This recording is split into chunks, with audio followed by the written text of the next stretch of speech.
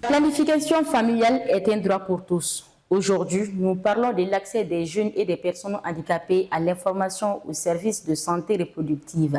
Suivons cet entretien avec les agents du département planification familiale de l'ONASR.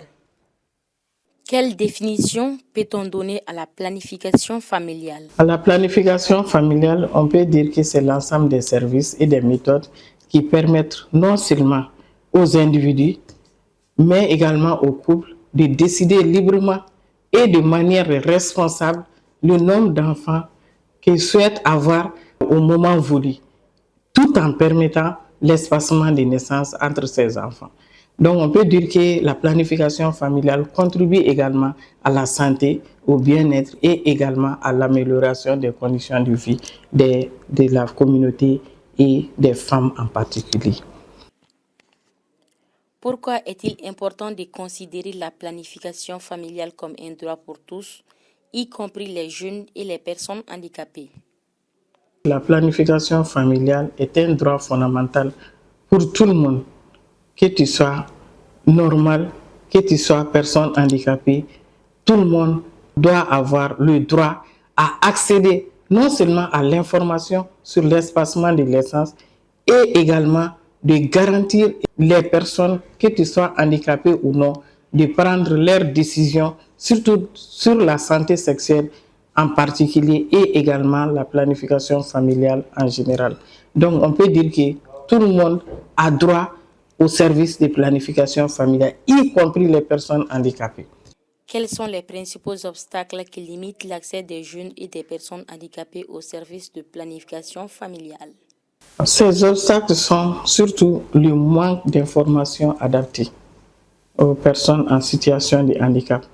Parce qu'en cas d'handicap, surtout l'handicap visuel, doit avoir, ou bien les handicapés qui ne sont pas mentalement, qui ont des problèmes au niveau des auditions. Donc normalement, ils doivent avoir des informations qui sont adaptées à leur handicap. Donc généralement, ce manque d'informations-là joue sur l'accès à l'information. Et également, il y a les préjugés. Quand il y a une personne handicapée, on pense que la personne n'a pas droit à une vie sexuelle épanouie. Donc le fait que ces personnes-là sont stigmatisées et mises de côté, ça entraîne des obstacles qui entravent leur accès aux services de planification familiale. Et également les barrières physiques. Donc surtout les personnes handicapées, je m'excuse du terme de petite taille. Donc généralement, nos services ne sont pas adaptés même à leur consultation et autres. Donc ces barrières physiques limitent également leur accessibilité aux services des PF. Le manque de confidentialité.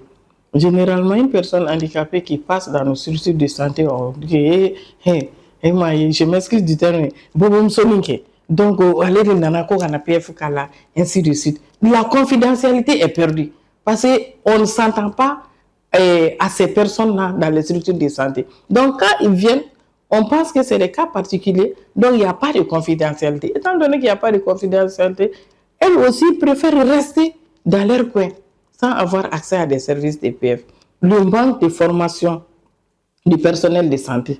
Normalement, le personnel de santé doit avoir une formation requise pour la prise en charge de ces spécificités-là.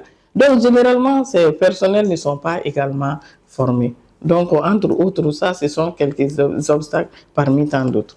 Quelles actions sont mises en œuvre pour rendre les services de planification familiale plus accessibles, inclusifs et adaptés à tous? Nous sommes en campagne PF. Vous avez vu que le thème même porte sur l'accès des personnes handicapées.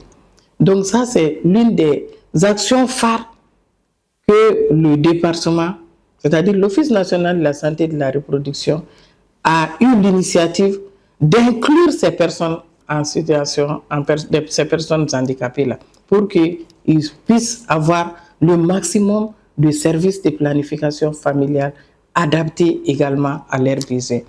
Ensuite, il y a la sensibilisation au niveau de la communauté. Donc, lors des campagnes de planification familiale que nous sommes en train de mener on fait les grandes sensibilisations au niveau de la communauté.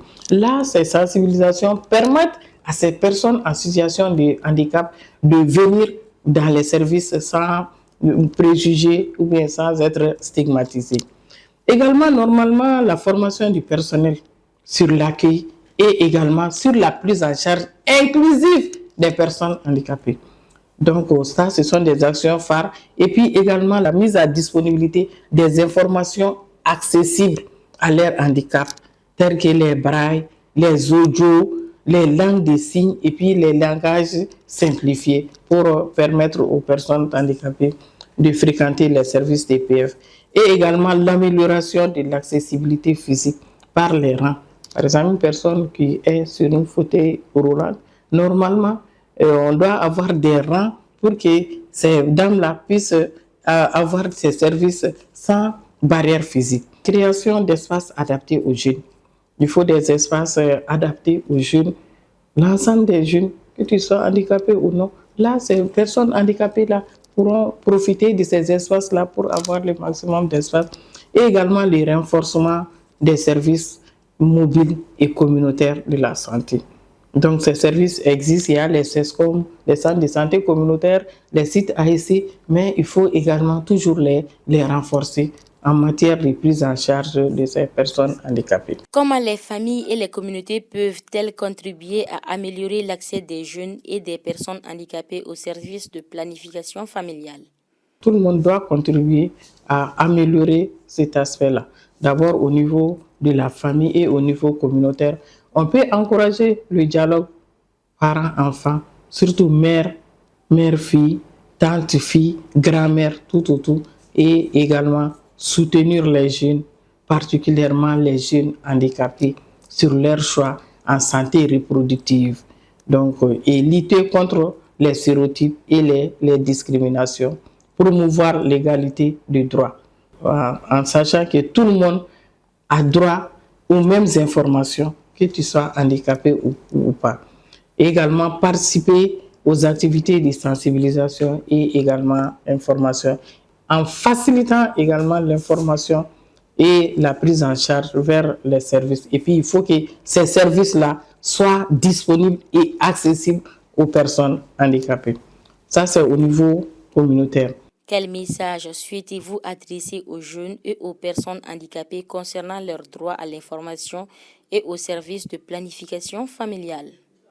Tous les jeunes sont les mêmes, que tu sois handicapé ou pas.